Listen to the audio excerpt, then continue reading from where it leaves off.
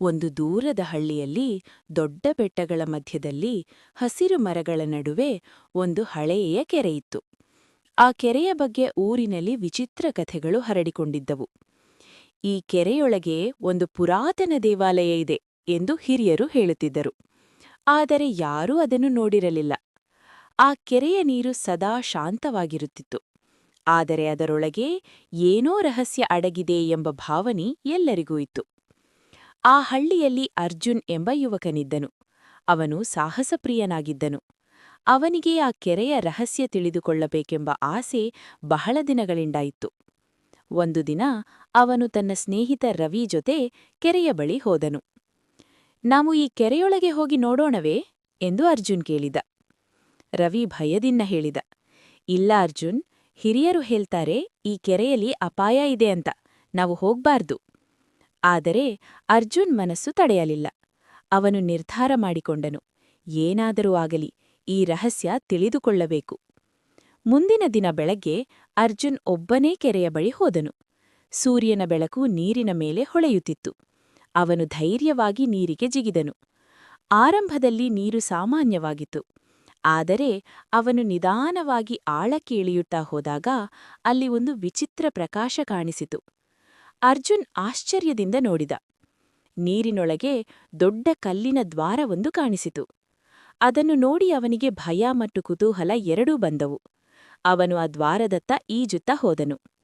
ದ್ವಾರ ಹತ್ತಿರ ಹೋದಾಗ ಅದು ನಿಧಾನವಾಗಿ ತೆರೆದುಕೊಂಡಿತು.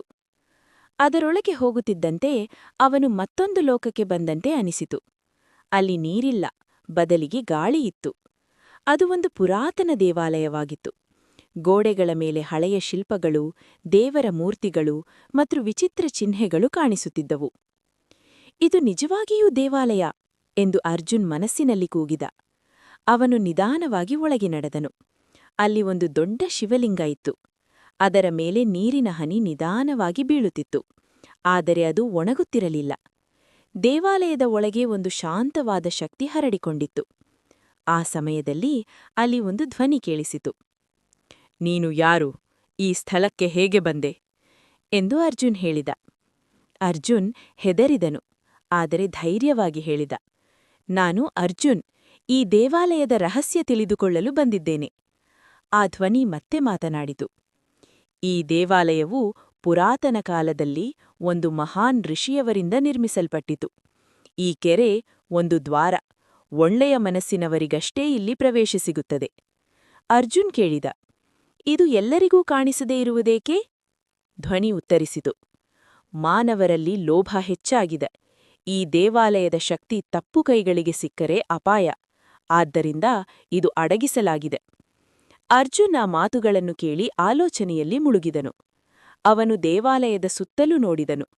ಅಲ್ಲಿ ಒಂದು ಹಳೆಯ ಪೆಟ್ಟಿಗೆ ಇತ್ತು. ಅದನ್ನು ತೆರೆದಾಗ ಅದರೊಳಗೆ ಒಂದು ಪ್ರಕಾಶಮಾನವಾದ ಕಲ್ಲು ಇತ್ತು. ಇದು ಏನು ಎಂದು ಅವನು ಕೇಳಿದ. ಧ್ವನಿ ಹೇಳಿತು, ಅದು ಜ್ಞಾನಮಣಿ. ಅದು ಸತ್ಯ ಮತ್ತು ಧರ್ಮದ ಸಂಕೇತ. ಅದನ್ನು ತೆಗೆದುಕೊಂಡು ಹೋಗಬೇಡ, ಕೇವಲ ಅದರ ಅರ್ಥವನ್ನು ತಿಳಿದುಕೋ. ಅರ್ಜುನ್ ಅದನ್ನು ಮುಟ್ಟುತ್ತಿದ್ದಂತೆ ಅವನ ಮನಸ್ಸಿನಲ್ಲಿ ಅನೇಕ ದೃಶ್ಯಗಳು ಮೂಡಿದವು. ಹಳೆಯ ಕಾಲದ ಜನರು, ಅವರ ಜೀವನ, ಅವರ ಭಕ್ತಿ. ಅವನಿಗೆ ಒಂದು ದೊಡ್ಡ ಪಾಠ ಸಿಕ್ಕಿತು. ಧರ್ಮ ಮತ್ತು ಸತ್ಯವೇ ನಿಜವಾದ ಸಂಪತ್ತು. ಅವನು ಮಣಿಯನ್ನು ಮರಳಿಯಿಟ್ಟನು. ನಾನು ಇದನ್ನು ತೆಗೆದುಕೊಂಡು ಹೋಗಲ್ಲ ಎಂದು ಅವನು ಹೇಳಿದ. ಆ ಧ್ವನಿ ಸಂತೋಷದಿಂದ ಹೇಳಿತು, ನೀನು ಪರೀಕ್ಷೆಯನ್ನು ಪಾಸಾಗಿದ್ದೀಯಾ, ಈಗ ನೀನು ಹಿಂತಿರುಗಬಹುದು. ಕ್ಷಣದಲ್ಲಿ ದೇವಾಲಯ ಮಾಯವಾಗಿ ಅರ್ಜುನ್ ಮತ್ತೆ ಕೆರೆಯ ನೀರಿನೊಳಗೆ ಬಂದನು. ಅವನು ಮೇಲಕ್ಕೆ ಈಜುಕೊಂಡು ಹೊರಗೆ ಬಂದನು. ಅವನು ಹಳ್ಳಿಗೆ ಹಿಂತಿರುಗಿಬನು. ರವಿ ಮತ್ತು ಇತರರು ಅವನನ್ನು ನೋಡಿ ಆಶ್ಚರ್ಯಪಟ್ಟರು. ನೀನು ಎಲ್ಲಿ ಹೋದೆಯಾ ಎಂದು ಅವರು ಕೇಳಿದರು. ಅರ್ಜುನ್ ಸ್ಮಿತದಿಂದ ಹೇಳಿದ, ನಾನು ಒಂದು ಅದ್ಭುತವನ್ನು ನೋಡಿದ್ದೇನೆ, ಆದರೆ ಅದು ಹೇಳುವುದಕ್ಕಲ್ಲ, ಅನುಭವಿಸಲು. ಆ ದಿನದಿಂದ ಅರ್ಜುನ್ ಬದಲಾಗಿದ್ದನು. ಅವನು ಹೆಚ್ಚು ಶಾಂತ, ಧಾರ್ಮಿಕ ಮತ್ತು ಸಹಾಯ ಮಾಡುವವನಾದನು. ಅವನು ಆ ದೇವಾಲಯದ ರಹಸ್ಯವನ್ನು ಯಾರಿಗೂ ಸಂಪೂರ್ಣವಾಗಿ ಹೇಳಲಿಲ್ಲ.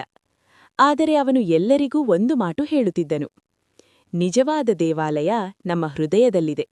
ಒಳ್ಳೆಯ ಮನಸ್ಸಿದ್ದರೆ ದೇವರು ಎಲ್ಲೆಲ್ಲಿಯೂ ಕಾಣಿಸುತ್ತಾನೆ. ಆ ಕೆರೆ ಇನ್ನೂ ಅಲ್ಲಿ ಇದೆ.